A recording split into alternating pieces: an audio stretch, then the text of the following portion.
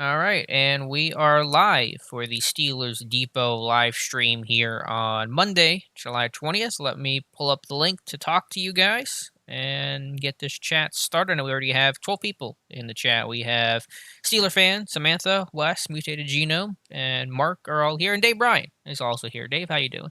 I'm doing great. Greetings and salutations to everybody here already. What started off as a slow day ended up having a little bit of news involved in it that we'll talk about today Yeah, we'll start off or with it. tonight. Again, we'll be here for the next hour from 7 to 8 p.m. Eastern, Monday, as Dave and I always are. So feel free to leave your Steelers questions in the chat. Greg Smith says, Alex, what's up, my dude? Hey, Greg, before we get to the news of the day, Mutated Genome does start off with a question here about AB related news. Shouldn't AB just retire? If he does, would you please remind me how much he lost when he was fired by the Raiders? I don't even remember the answer to that second part of the question, and I don't really trust this AB retirement news. Man, I don't think you do either, Dave. No. I don't believe much of anything that comes out of his mouth. To be honest with you, we'll sit back and he definitely made the news cycle churn up there on Twitter for a little bit today, and we'll see what happens long term here. I'm willing to bet that if he was, think things work out, that he can gets reinstated or what have you, gets past whatever, maybe punishment or all that Hmm. stemming from what happened last season and all like that. That if a team was to call him and offer him a deal, I'm willing to bet that retirement will end real quick. I agree. I really believe it with these players like this if they file the retirement papers. So Hmm. we'll have to wait and see if that happens. Yeah, and my guess is that it's probably not an AB. I don't know. Who knows with AB right now? Steel SV says, Alex, check your mic. You sound too nasal. Well, I always sound nasal, but hopefully it sounds a little bit better right now. Samantha says, hey, Dave and Alex. Hey, Samantha. Hello, Samantha. Hello, everybody. Josh Reno is asking about the news of the day with Christian Scotland-Williamson, the tight end, former rugby player. The Steelers announced he has been waived, and Davis, you found out a little bit later he's been waived and put through the NFI, non-football injury list of things, which is pretty broad terms you can be put on that list. So, question is, why would they waive him? Either he asked for his release because he probably wanted to go home, or more likely, I think he got hurt at some point in the training process in the lead up to training camp. Yeah, the official. I had to wait till the official move came across the NFL sheet this afternoon, and it was kind of sudden and out of the blue today, Mm-hmm. and it listed him a non-football injury designation. Now, it does not get any more descriptive other than that. So it appears as though there may have been an injury, and we can only speculate. But look, both of his parents, I think. Dealt with COVID Pretty 19 severely too.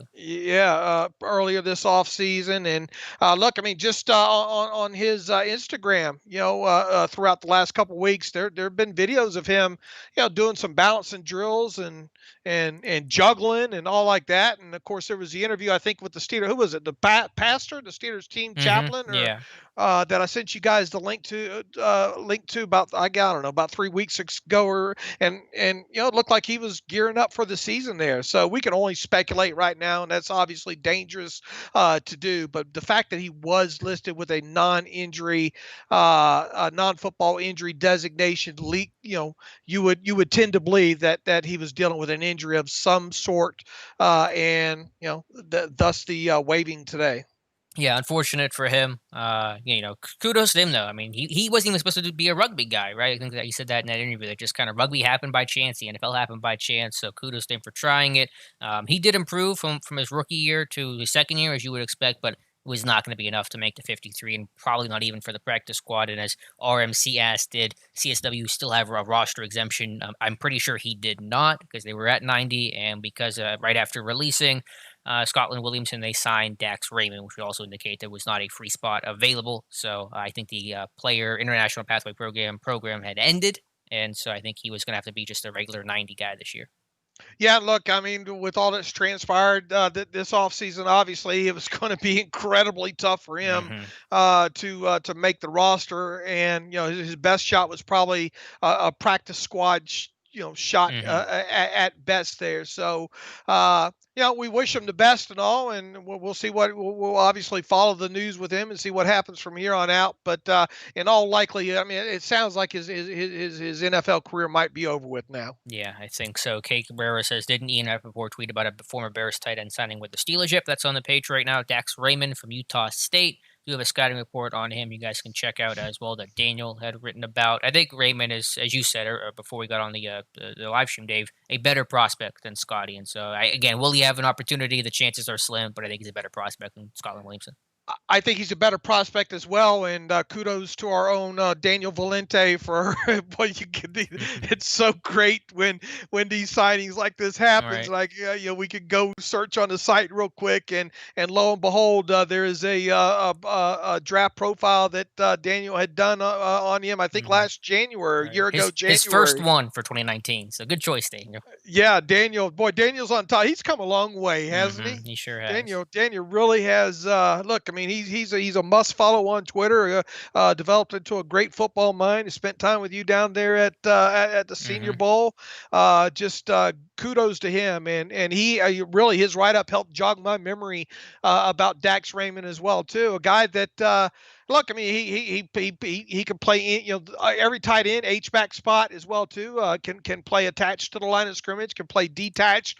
I seem to remember his blocking kind of being hit or miss, if you Hmm. will. I hate to use the pun there, but I think he was even in the Senior Bowl. Wasn't he at the Senior Bowl? That Uh, sounds about right. I didn't go 2 years ago, so I wouldn't have been there, but I believe you're right. Right, and I think had kind of an up and down performance there at the Senior Bowl, if memory serves me, and I think had a better second to last 2017 season, I guess it would have been, than it would have been 2018 season with Utah State there. An intriguing guy, and the way I look at this, Alex, and I'm sure you will agree with me, even though look, I mean, how much further behind can he be behind That's a everybody good else? point. Yeah. Right Just needs now, the Zoom password and he's caught up, pretty much. Right. Now, other than that, I think it at least gives you a little bit better quality tight end at the bottom of the depth chart to help push a guy like Zach Gentry. Hmm. So you're always looking for from push from the bottom up there. I don't really think Kevin Rader is that guy, but I think Dax Raymond can be a guy that potentially pushes from the bottom up, and now we'll see. Probably a decent shot to land on the practice squad, or as good as anybody really Hmm. at the tight end position there. So not a bad signing overall, and I'm sure you and I will dive deeper into his tape here in this coming week. Yeah, we will. And yeah, I mean, you want to have Kevin Rader get pushed too, because he was really the only other tight end on the roster along with Scotty. And now with Scotty gone, you had to bring somebody else in. And with COVID concerns and, of course, McDonald's and Ebron's injury history, there's a lot of reasons to believe tight end depth could get depleted at some point here before the season starts. So you want to be as well insulated as possible. Not saying that Raymond's going to really seriously compete for the 53, but you do need to have depth there. And yeah, Rader's kind of known for that inline blocker type. I think Raymond's a little bit more of a receiver type. So it's good kind of mix to get both guys at the back end of the roster. Yeah, absolutely. All right, going through some questions here. Pablo Martinez asked a few minutes ago. Hello, guys. Quick question. I watched the Fitzpatrick video on Game Pass and it was 3 minutes long. Was it the whole show or did I miss something? Yeah, it was weird. I think there was a preview part. And you had to find the link somewhere else. The whole thing, 17, 20 minutes or so. So there is a much longer version than that. Pablo, I can't direct you exactly where it's at, but just click around a little bit. Game Pass is not the most user friendly website in the world, but there is a much longer video than the 3 minute preview that you watched. David O, our very own David O, I assume, says, I love the train horn. You are Army of One there, David, because I sure do not. Wes Hickok is here again. Thank you, Wes. Big question I have is sort of looking to the future. Do you think Watt's potential contract could have negative ripples on the rest of the roster? On all things contract related, I defer to you, Dave. I'll do the same here. Negative ripples. I mean, look. I mean, his market value is his market value. You have to look Hmm. at each player and what their market value is, and whether or not the Steelers are going to do something with them. And it is what it is. We've talked about that. Talked about it. I think on one of the shows last week there with the Myles Garrett signing at $25 million per year. To me, that essentially is the starting point, the floor when it comes to Watt. Now, here's the thing about Watt that I think everybody probably needs to understand is a Watt deal's probably not going to happen until roughly about a year from now. I would be surprised really if they have Watt extended by the time training camp starts next year. It makes sense. And generally what happens with these guys is they get them into training camp, and then that's when the real heavier negotiations going on. Hmm. Now, there's nothing that says they can't sign him to an extension. Prior to that, it seems to be the Steelers' MO, especially with these guys on fifth-year options, which he'll obviously be on. There's not going to be, I don't think, a rush to do that. Especially, Hmm. we'll see what the ends up, what the cap ends up being and all like that. But I don't see any other negative aspects of it other than you just have to pay the guy, Right.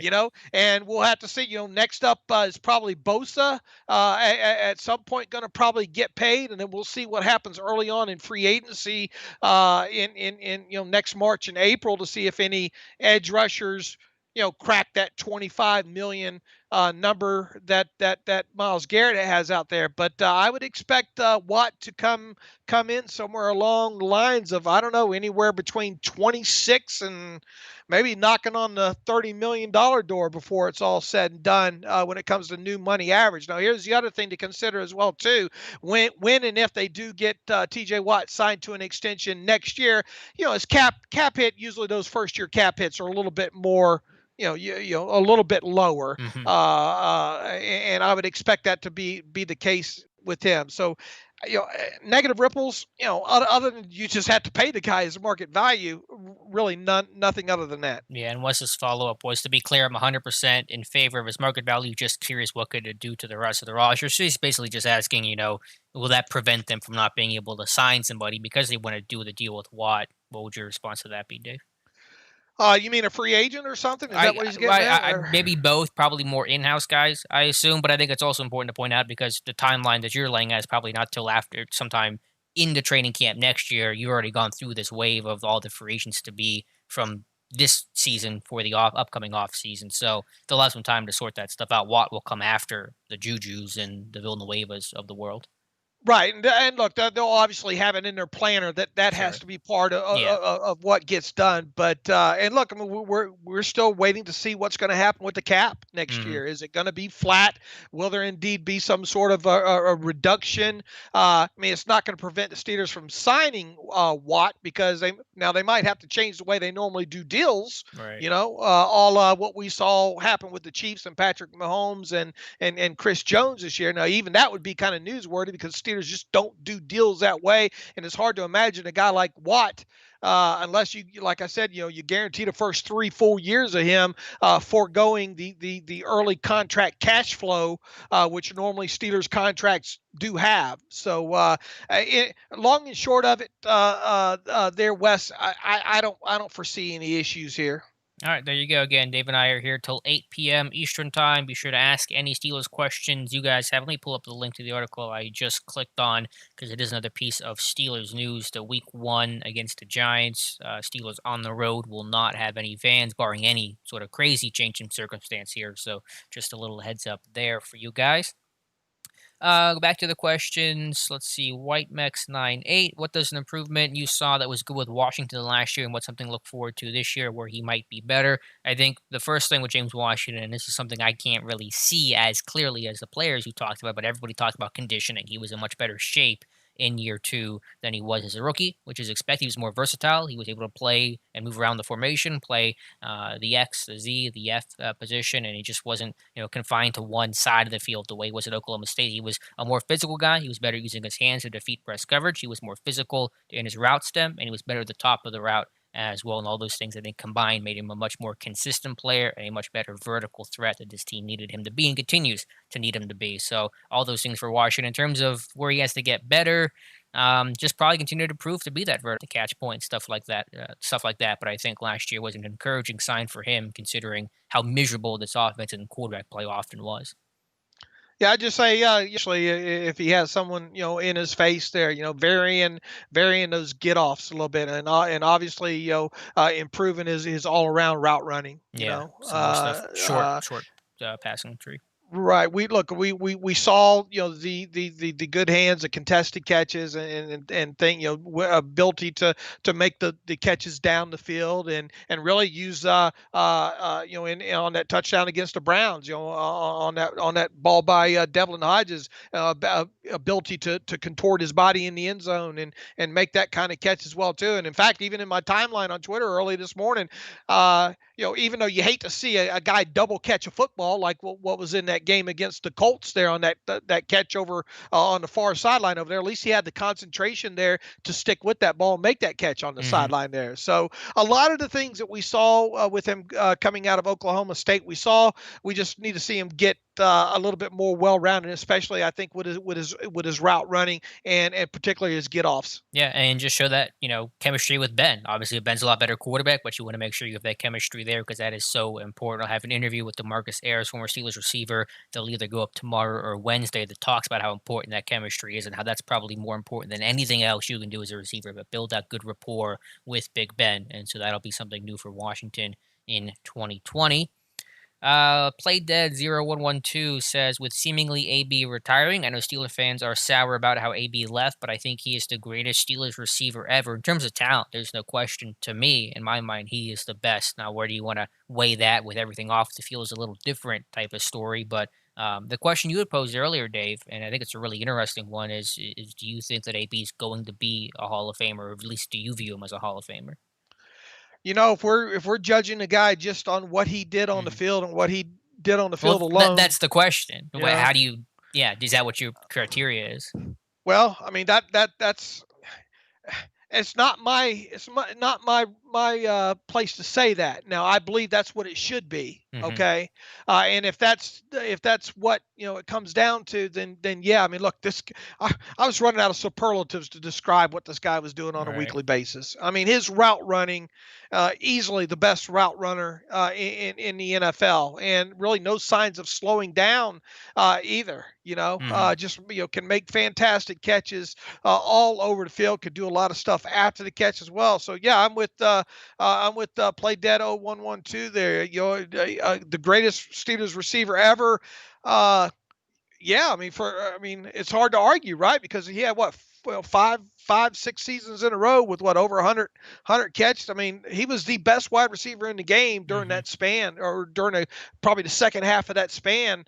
Arguably, I know people will throw out Hopkins and obviously Julio and a few other guys there, but man, on a week in week out basis, you could rely on AB to make the big plays. So yeah, now whether or not his what happened and his falling out in Pittsburgh and kind of his actions off the field, we saw with Terrell Owens ended up kind of costing him initially there, right? But Mhm. I mean, he got in, right? So I have, it's hard to say, Alex, but and people in the chat, but I would think at some point AB gets in because he was for more than just one season, he was arguably the best wide receiver in the NFL. And if a guy like Terrell Davis can get in, now I understand Terrell Davis had a much better, off the field, Mhm.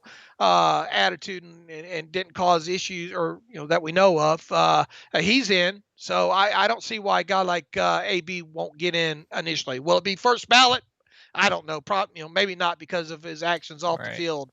But I think he eventually gets in at some point. Oh, I think that rightly or wrongly, the way it's going to go is, whenever AB does officially retire, and neither of us are convinced that he's actually retiring right now, but whenever that happens, from the time span that he retires to the time he shows up on a ballot, becomes eligible for the Hall of Fame, what is he doing? Is he quiet? Is he kind of off the radar of everybody, and he's just kind of doing his own thing, and the memories of everything that's happened over the last 18 months fade, and you begin to focus more on the player, AB? Or does he continue to do his AB crazy stuff, gets himself in more trouble, always in the spotlight and the news for the wrong reasons, and that makes it probably harder for him to get in the Hall of Fame in the minds of the voters? So I think it's kind of still up in the air on that, because while I know to the letter the Hall of Fame says just focus on the career, we know that's not always true with TO or with somebody who's done something serious, criminal off the field, more so than AB, like a Darren Sharper, for example. So we know in a vacuum it's not always from an on field perspective, but I think just how AB lives his life and how much he's in the news from the time he actually retires to the time he's Hall of Fame eligible may determine if and how quickly he gets into the Hall of Fame. Obviously, if he would have had a Super Bowl ring in there somewhere, Hmm. would have probably made him a little bit more of a slam dunk, I guess. But once again, I think when you go back and you look at let's say the last 3 or 4 seasons of his career, I mean. He's in the talk of the best receiver in the game during that span of time, Sure. without question there. And once again, I mean, uh, we should be thankful that we got to see I got to see every catch that he made, every play that he played in Pittsburgh overall.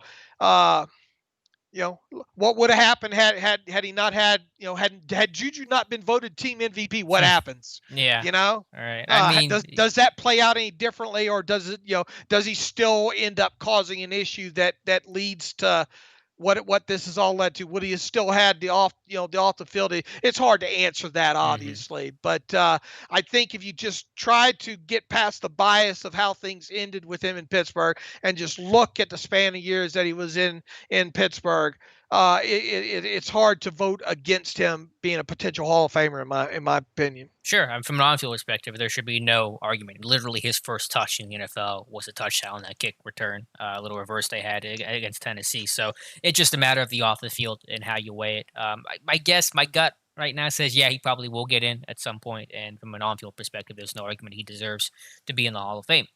Nick Man, says, if he could have stayed, if he could have kind of stayed on the straight and narrow, I mean, there was, could he have been the next Jerry Rice? I mean, it's hmm hard to play that long in the NFL and probably put up the kind of numbers that Jerry Rice, had obviously during his career. But I still think AB right now has a couple of seasons probably left in him, sure. higher quality seasons. But whether or not we will find that out, to be determined. Yeah, to be determined with a lot of things AB related. Nick asks, hope both Yins are living good. Even though there's no fans, are we going to see any videos or anything of the sort out of training camp this season? I'm pretty skeptical of it. I don't think we're going to see a whole lot. We'll see a little bit. I mean, a normal training camp, I think, Vincent, cameras from media are allowed for the warm up sessions, some of the individual sessions. Anytime this guy's competing, anytime there's any even just one on one offense, defense, receiver, cornerback, whatever, and certainly for team drills, you're not allowed to do any kind of footage,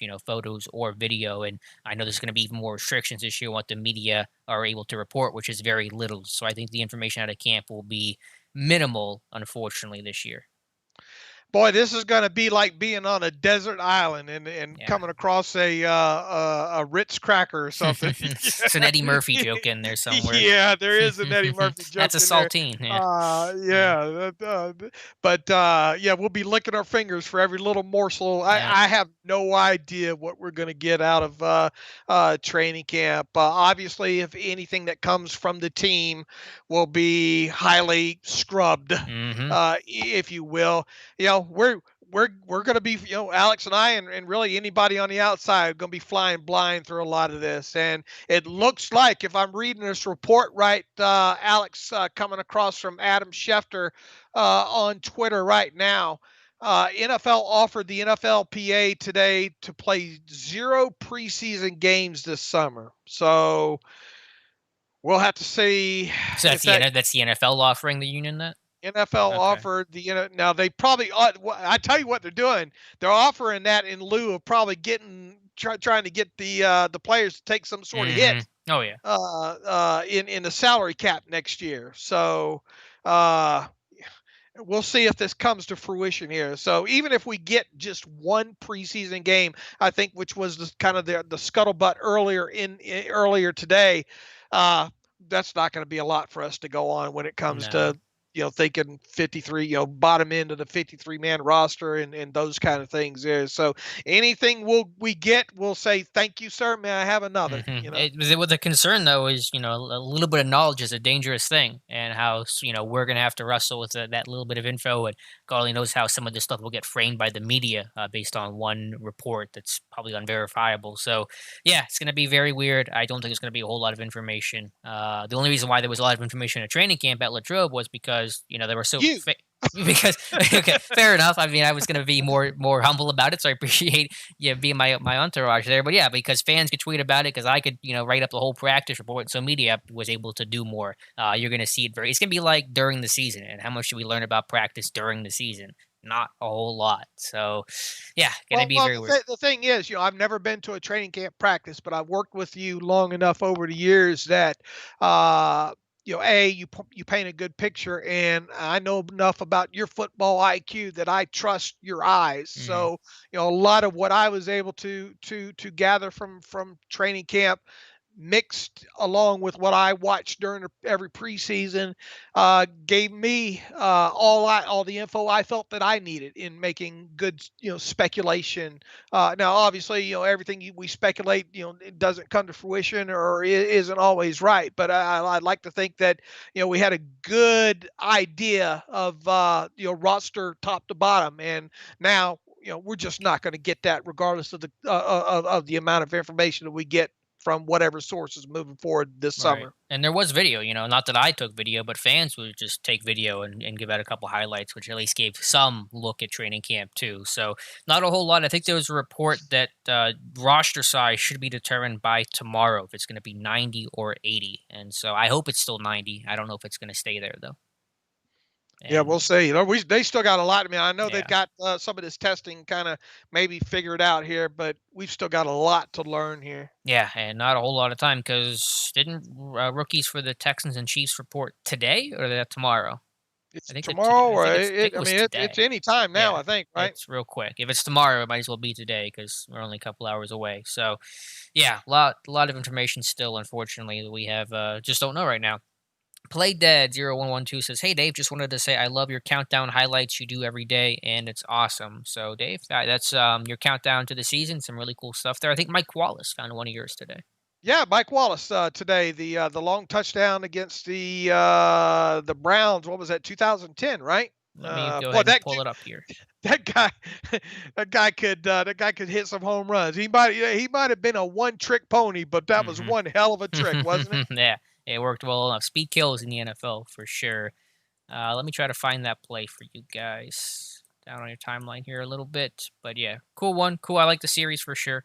And what's tomorrow's? Do we have a teaser for tomorrow? I don't have it picked out yet. I usually Okay, do those later in the evening there. gotcha. I'm trying to find where it was at. Maybe I scrolled past it. I know. I got a Uh, bunch of nonsense in there, don't I? there's a lot of tweets. There we go. We found it. All right, so there you go. 56 yarders. What year was this? I think that was 2010, wasn't it? Okay. 2010 or All right. 2011. So there you I go don't, for I you don't guys remember. there. All right, question coming in from Kenneth Jackson. Again, be sure to leave your Steelers questions in the chat below. Dave and I will answer every single question before 8 p.m. Kenneth says, "Hey guys, did you believe that the team ever had any intention of signing Dupree to a long-term deal? Seems like they could next year with Ben's money off the books." Right. Well, Ben's still going to be under contract through 2021. Make a decision on Dupree before then. I'm sure they had an intention, would have liked to sign Dupree, but because of the cost of it and because it's just the financial uncertainty right now of where the cap's going to be at, it probably just didn't make a whole lot of sense to commit right now. I think you're only going to commit to the elite, the Mahomes of the world, the Haywards of the world, and Dupree just did not fall in that category. Yeah, it's tough. We have to take Kevin Colbert at face value what he said, and look. And once you place the franchise tag on a guy, the player is going to expect at least to be paid that. As an average yearly value, if not more. You'd have to think Dupree, as I wrote earlier in the offseason, probably had his sights set on around 18 million per, give or take, right around in there. Also, look, guaranteed money with the Steelers is usually just a signing bonus and virtual guaranteed money in the first year's salary. The way they do these big contracts, he's probably willing to bet on himself. Talking about Dupree, hopefully turn in another great season in 2020, and then cash in a lot larger next year. He's got the tag in his back pocket this year. Now we're just waiting on to see, is that tag amount going to be almost 16 or a few million more than that, depending on the outcome of his grievance there. So were they ever close? Who knows? I kind of doubt it. I don't think it ever Probably got not. serious at the end. Probably not. There was probably no last minute Right. contract exchanged. The two sides probably knew where each other were probably more than a month ago. Yeah, because Dupree filed the grievance the day before the deadline, We don't know. That's when or it was reported. reported. Yeah. I mean, we don't know. I mean, you know, well, we don't know exactly when. Maybe could it very well been a couple of days before the franchise Hmm. the deadline to get him signed to an extension? Sure, it could have. But for me to sit here and say I know exactly when he filed the grievance, I don't know that. Right, but we obviously it was no later than when it was reported, and so there was once he filed the grievance, that was the admission that there was really no expectation of a deal happening. So I don't expect there to be. I think on July 15th there was really no conversation about a long term deal. The way that there was with Derrick Henry getting his deal done, Chris Jones and Dak nearly getting that deal done. So I think the 15th was a very quiet day for the Steelers front office in relation to Bud Dupree and his agent. All right, let's go back to the questions here. Mark Leslie, hypothetically speaking, if the season did happen to be canceled for whatever reason, do you have any plans on how you would fill the site podcast if the worst was to happen? God, I hope we don't have to actually entertain that idea, Mark. I don't know. I mean, we would just try to find something the way that baseball and basketball and hockey sites have been able to find stuff to talk about, kind of what we're doing right now during the off season. But really hope that does not happen. Hope it doesn't happen, but if it does, we'll figure out something. We always do. So Yep. the guys are good and creative, and might be a lot of 2019 college tape, Yeah. but we'll figure out something. Yeah, I know I'm already running out of ideas, so I really hope that does not happen. But they're going to try to play. They're at least going to go to camp. I think they're at least try to get through the early parts of the season, and we'll take it from there.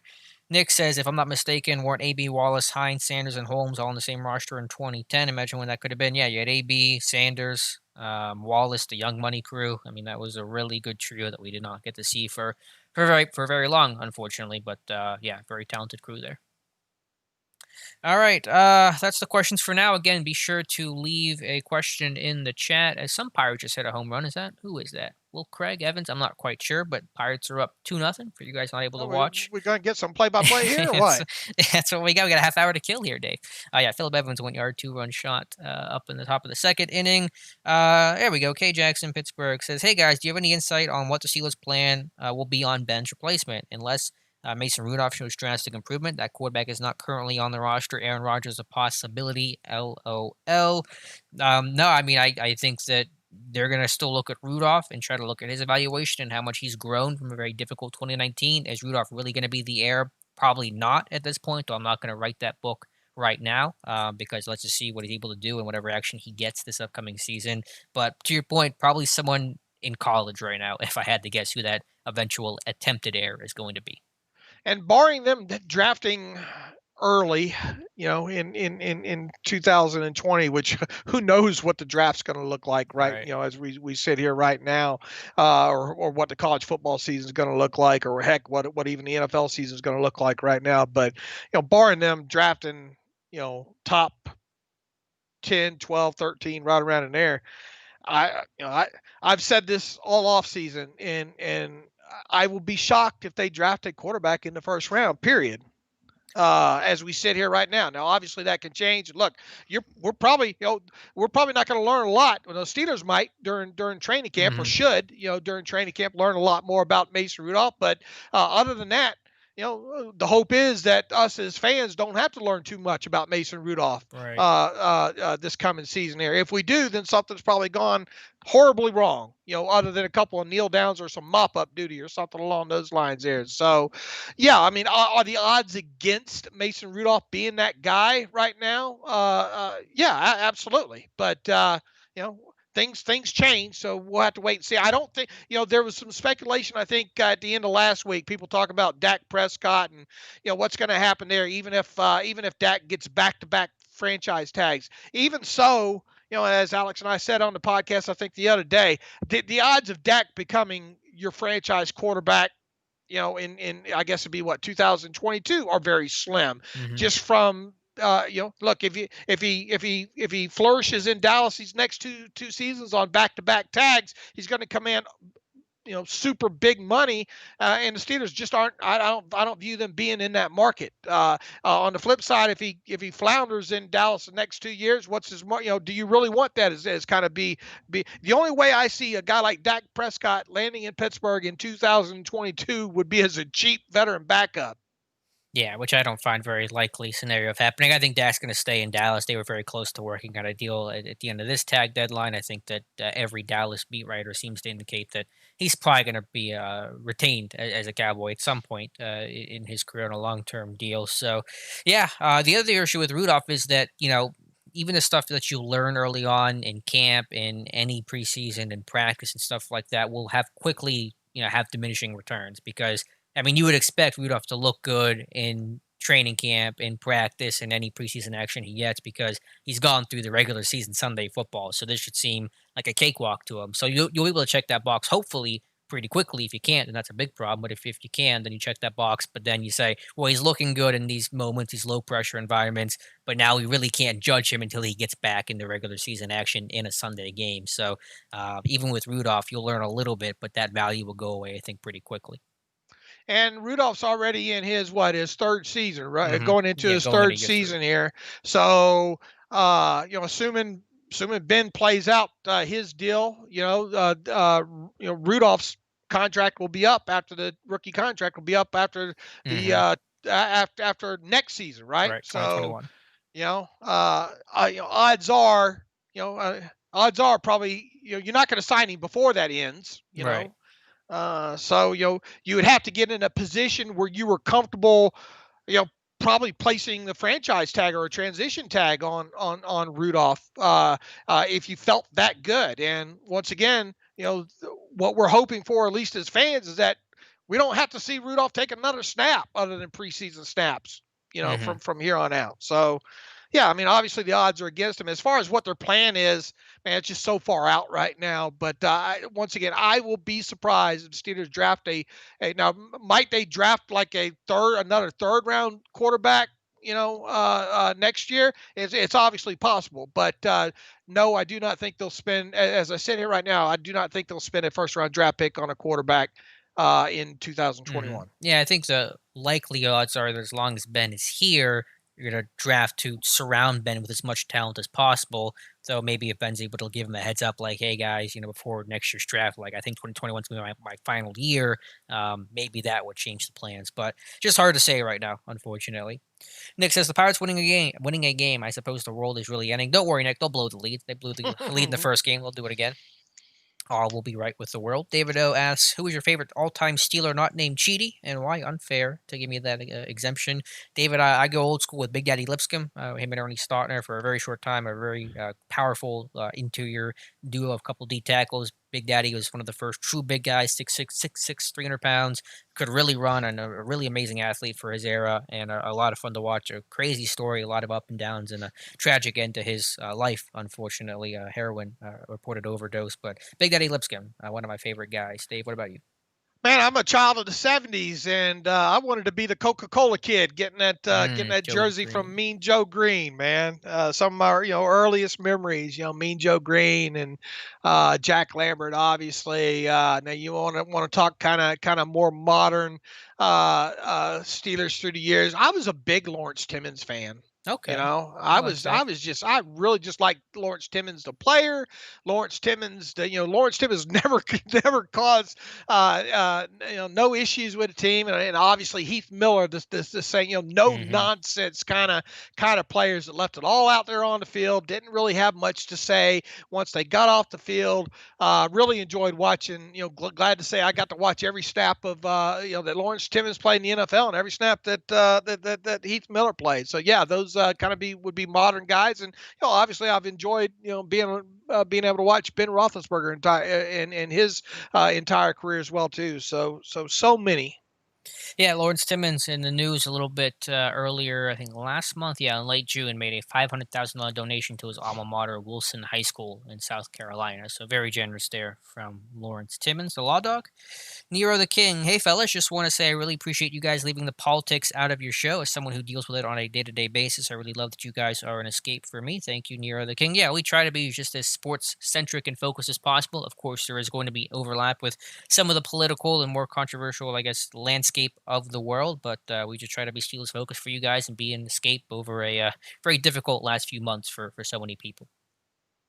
K. Jackson, Pittsburgh. Follow up. Did the Steelers make a mistake by not signing Cam Newton or Winston to a team-friendly deal? So we knew the Steelers were not going to sign the quarterback. They said that from day one. I mean, when Mike Tomlin had his year-end press conference saying that Mason's going to be the backup in 2020. But putting that reality aside, do you think they should have gone after one of those quarterbacks who ultimately signed a pretty cheap deal? Personally, no. But on top of it, let's say they would have signed one of those guys. Kevin Colbert was not going to. Now, obviously, Winston's 1 year deal ended up being uber cheap. It's Lot incentive laden, right? Right, a lot cheaper than Newton's, but Kevin Colbert was not going to sign these guys to just 1 year higher dollar deals, and not even the money that Cam Newton got the max value with him in those type situations. And this is just supposing that they even, which I don't believe they even probably made an offer to either of those guys, but if they Hmm. did, he, because of cap purposes and because of wanting to lock these guys up, for he would, if it was going to be a 2 year deal at a minimum, neither one of those guys were going to want to sit at a near minimum deal for 2 years. Hmm. They just weren't. These guys wanted to go somewhere where they had the best opportunity to potentially play. Cam Newton, an obvious fit with the Patriots, and with Jameis. Look, you got a guy in Breeze. Breeze, how much longer does he have? But you're probably going to have an opportunity to maybe play a few snaps there. I just never, I haven't spent a lot of time even thinking about it, because right from the get go, I knew that they weren't going to sign a Hmm. quarterback. So I have not really given it much mind, and I've really laughed at the week in, week out. The Steelers should sign Jameis Winston. The Steelers should sign Cam Newton, Andy Dalton, Yeah. Joe Flacco. I mean, go down the list. We knew it was not going to happen. Yeah, I'm with you. I never really entertained the idea too much, and there is certainly merit to the argument of, well, you got to give Rudolph more reps, more opportunity to see if he can bounce back, or if last year's version is about the best you're going to get from Mason Rudolph. And if you sign a veteran guy, then you're probably never going to find that out with Mason Rudolph. But to the question, and I'll ask you this, Dave: do you trust Mason Rudolph as a team's backup quarterback? Here's the thing. Uh, Hopefully we don't. Once again, hopefully we don't have to find out. But if Right. he gets it, if he has to play a considerable amount of time in 2020, and he just does not deliver, then oh boy, does that look bad on. It'll It be easy does. to go back and play the woulda, coulda, shoulda. Hmm. Kevin Colbert messed up bad in this. So yeah, Kevin Colbert's got a lot right. On this, because look, even I think in ESPN's article about ranking the Steelers, over the next 3 years, where they sit as a franchise there, they got dinged quite heavily on the quarterback rating, right? Yep. And that's not surprising. You have Ben Roethlisberger at his age coming off the elbow injury. You have insert quarterback here who played last year, did not play well overall. So yeah, I mean, it's going to be easy to backseat drive as this season progresses, if Ben Roethlisberger misses time and Rudolph has to come in and play and does not play well. So I Hmm. don't know. I know that's not. I know that's kind of backdooring the question there, but I mean, it's the only way we're going to find out if Kevin Colbert was right or wrong here. Right. Again, that's the argument of, you got to play Rudolph to see if he can improve, or is that the only opportunity people think he should get? Let's make it even just less significant and just say it's a game or two where Ben's out or gets COVID or something. Do you trust Rudolph for even a short term span? It depends on the opponent, I think. Uh, That's not a big vote of confidence for Rudolph, I I think. mean, look, you're going to have better defenses than I you are know. other But ones, if that's how but you're evaluating the quarterback you confidence, you would expect him to be able to come in and a finish or win you a game. is Start is that start what you start and expect? win. Yes, that's Okay. what I expect. Okay, yeah, that's what it comes down to. I'm very much up in the air. I don't know if he's going to make a jump. I mean, I obviously would expect some level of improvement, unless she was turbulent. Just having a healthier roster around him should be helpful, and all the experience and all the trials and tribulations he went through last year. But can this guy take care of the football? And we haven't seen that, and that's the number one thing that guy, whoever that backup is, has to do if they have to come in on short notice, is take care of the football. This defense is good enough where if you just play fundamental football, you got a good chance to be in the game to win the game. And Rudolph and Duck and anyone else did not show that ability last year. And I don't know if that's going to change or not. There's not going to be any excuses for Kevin Colbert whatsoever if a guy like Mace Rudolph has to come in, however many games, half a game, 4 games, whatever, and does not deliver. It'll be all in his lap. Yep. Yeah. So roll the dice. Yeah. It is. Good question. Let's see. Charles Crowder. If the Steelers can get the ball to Deontay Johnson in space, can you two see him as a top 10 receiver in yards? I don't know how many yards that would be to be on that top 10 level. I'd have to look that up. There was a concern about they're probably not going to throw the ball at 2018 type levels, 650 plus times. I think the weapons will be spread around enough where maybe no one's going to have the gaudy type numbers that AB of course, did. I think he could be on that cusp because he's the X receiver. The offense is going to get flowed through him so much. The X guy gets tagged so much and can be the first read so many times. But top 10, not probably so much in 2020, but maybe by next year you're getting close to that category, especially if Juju's gone. I think the kind of the number to see if he can hit is 1,000, because I think that'll be pretty monumental. What is it? 13, 14 different wide receivers in Steelers history have hit the 1,000-yard receiving mark there. So that to me is the big can he number. Can he hit? And I think there's obviously there's an outside. I think he has a decent shot at being 1,000-yard receiver. Obviously going to have to stay healthy, right. All season to do that. He's got the ability to do it. Will he see enough balls, and will he have enough of the deep passing in there to help kind of offset those 3 for 60 games? Well, 60 yards per game have. gets you to 1,000. You do 16 of those. Okay, well, but maybe a little bit less, taken. Or the 3 for 30. Let's put it that way. What would be top 10? I'm trying to look it up on my phone right now. What did the number 10 receiver have in yards last year? Are you able to pull that up quickly, Dave? Yeah, I'll pull that up here in a minute. Just because I'd be curious to know what the numbers. Yeah, I agree. I think 1,000. Let's get him to 1,000 first, because I'm sure obviously below 1,000 is not going to be top 10 level. But is it 1,000? Is it 12? Oh, probably not 1,200. Is it 1,100? Probably right around. I'm guessing 1,100 yards is the 10 spot. Is probably my guess to the answer to that question. I don't know let's for see sure. Stats leaders, NFL receiving regular season would have been. Let's see.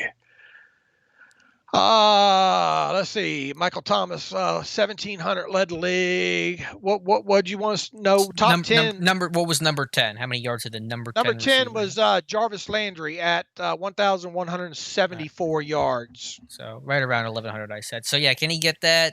I think that's pushing it for 2020. To be honest with you.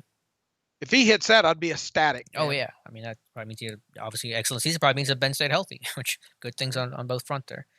Nightwolf, Alex, what is your opinion on our corner depth? Hayden is due for another injury, knock on wood. I'm not sure about him being due. I don't think that's really how it works. I was obviously thrilled he could stay healthy last year. With Justin Lane, I mean, yeah, there's a concern there. I mean, I was not crazy about Justin Lane when they picked him. I know his rookie year, he got thrown to that fire in that first game against Tampa Bay. He was underclassman coming out, pretty raw to the position of former receiver when he started his Spartans career. But I had a lot of concerns. Guys that were with hip stiffness and not great long speed, I think is a bit of a difficult and troublesome, worrisome combination.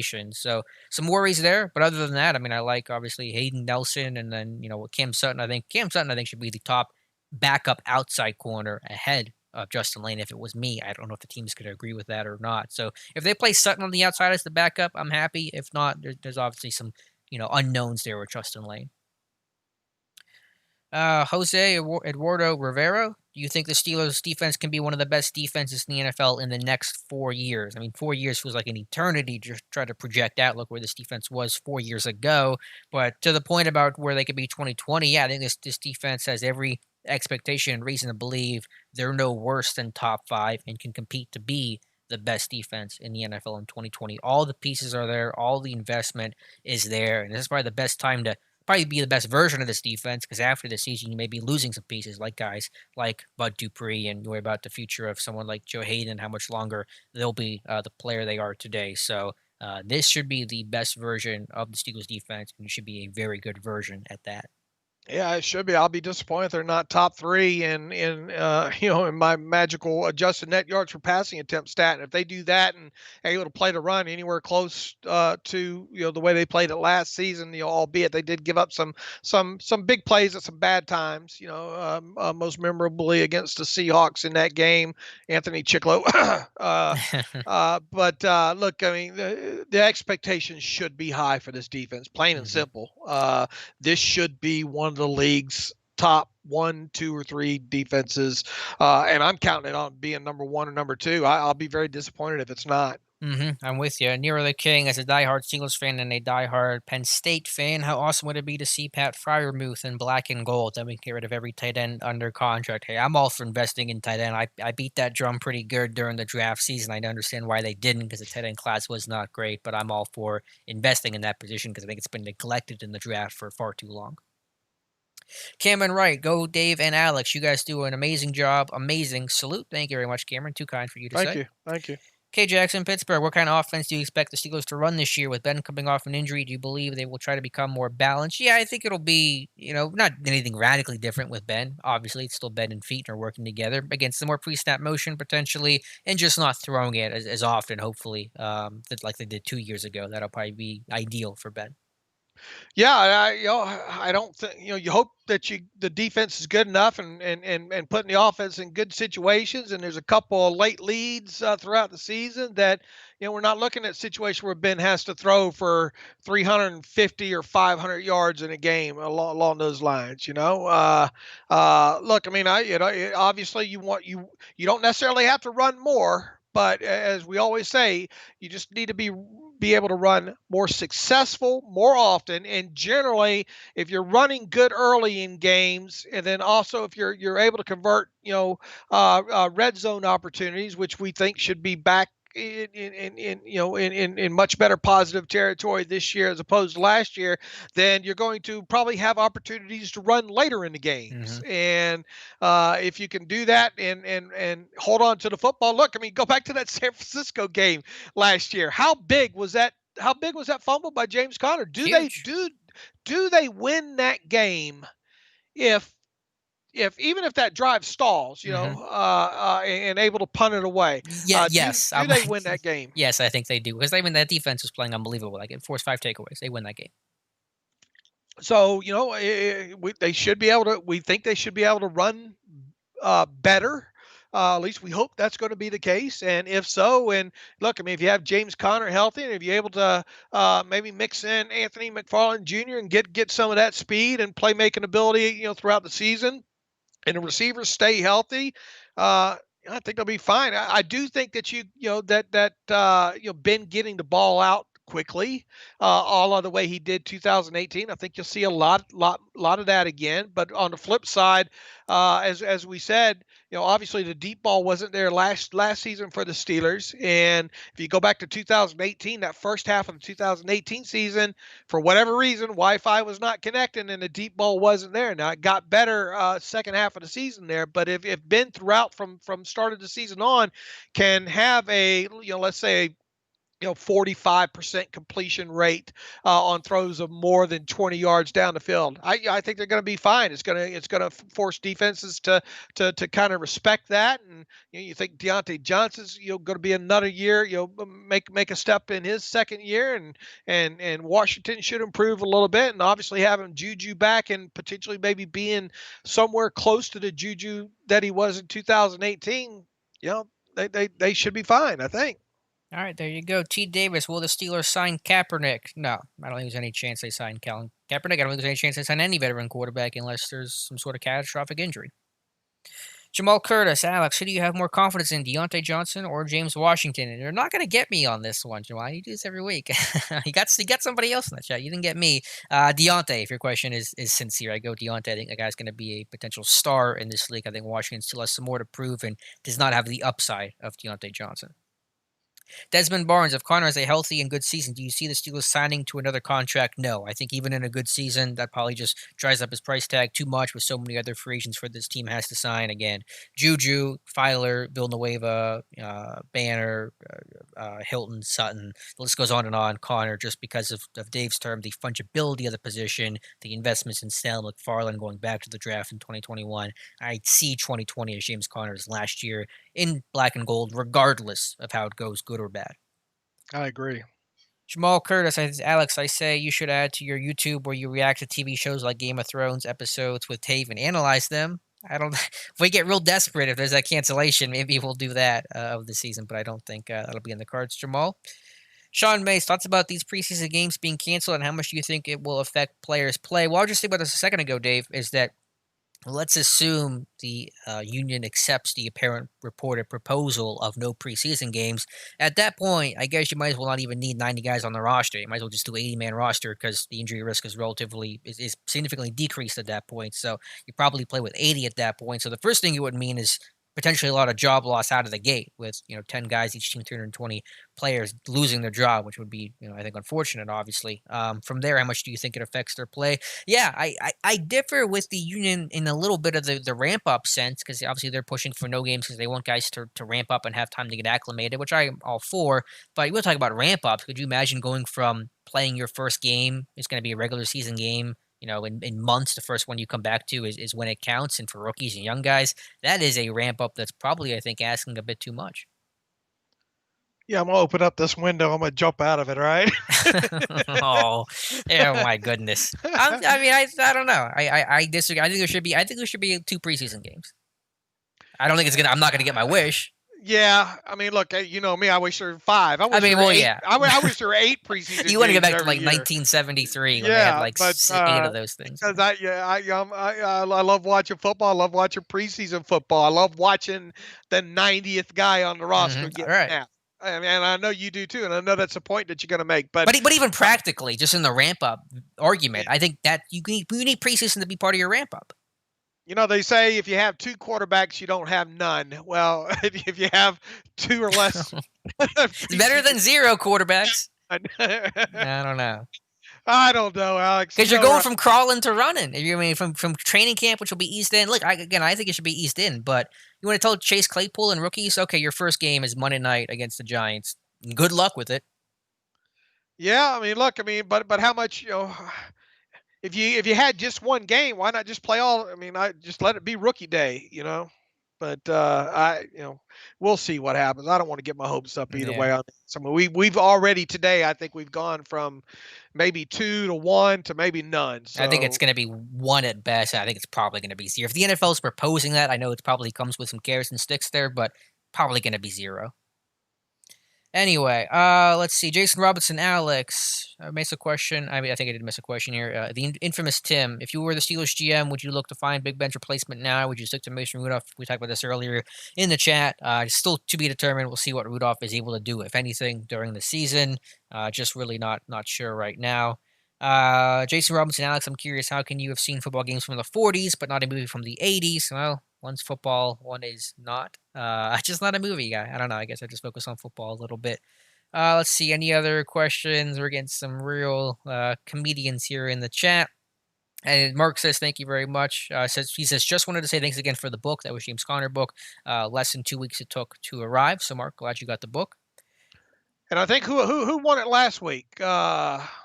Gino? Mutated Genome won it last week. I think that went out Friday or Saturday, went out in the mail. So hopefully he'll be getting it soon. All right. And last question we'll do of the chat here again from K. Jackson, Pittsburgh. Actually, Sean Mays has a question. We'll get to that after this. But any chance the Steelers will try to trade for Marcus May? If so, what would be a reasonable pick you would offer the Jets? I would offer a 6th. Maybe could twist my arm for a 5th. So I don't think they have a 5th because that was traded in the Wormley deal. But a 6th would be ideal for Marcus May. And I think they should definitely explore adding some veteran safety depth. May is the, I think, most sensible option, but could be somebody else. Yeah, the thing is, I think that guy's going to be in somewhat of demand if indeed he is put on the market there. So Yeah, I think the Steelers should look into it. No, whether or not they're that comes to fruition, they're able to land them. We'll see. But obviously with 32 teams in the league, it's easy to bet that it won't happen. But he should. To me, he's the only guy really right now that we've identified that they should look into if indeed he puts in is put on the trade market. Yeah, because depth is very poor, and of course, there's always going to be the COVID concerns that expose depth potentially as well. Last question of the live stream comes from Sean Mays. Do you believe they will increase the roster size, and by how much, if so? No, like I said, I think they'll probably either keep it the same at 90 or decrease it to 80, especially if there's no preseason, be less compelling. And basically, if there's no preseason, if you're 81 through 90, your chances of making the roster are already very slim. Unfortunately, still practice squad hope, which why I think they should keep it at 90, but I do not see any chance of an increase. If anything, it'll be decreased from 90 to 80. Report is we'll know about that tomorrow. Hopefully. Hopefully. Yeah, we've said that a lot, unfortunately, so Yeah, far I about know. this We're process. going on 2 weeks. I thought a lot of this stuff would Are be. you mad that they're waiting this long? Because I got some pushback about that the other day. I'm Not, frustrated by I, it. it's Frustrated, I should say. it's par for the course. Yeah, ain't that the truth? Because they're strong arm on.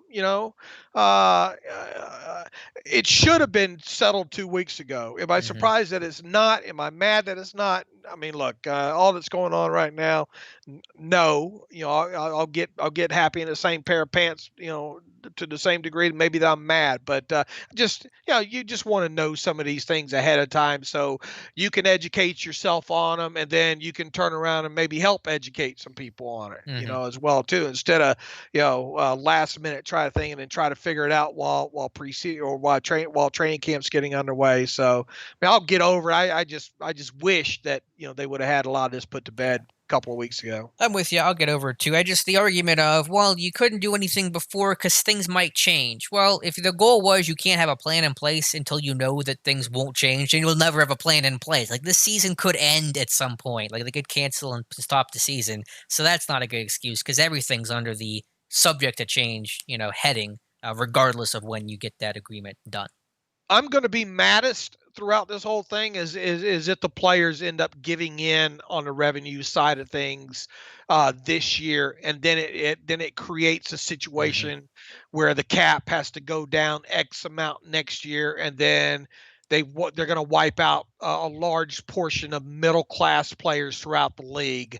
Right. That goes against that goes against every fiber of what the NFLPA really wants is their veterans and their middle class. They don't want a have and a have not league. Hmm. Okay, they want the middle class players in the league, and if they give in to any degree now when it comes to lost revenue in 2020, it's going to cost them to some degree in the middle class of their players, and that's just not.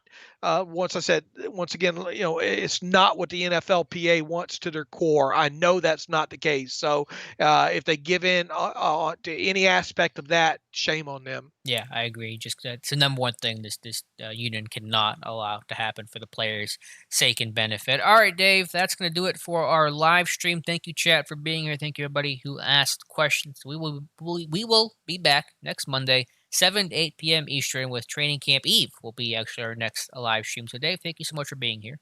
My pleasure, and everybody was in there tonight. Thank you for coming, and peace and love. Peace and love.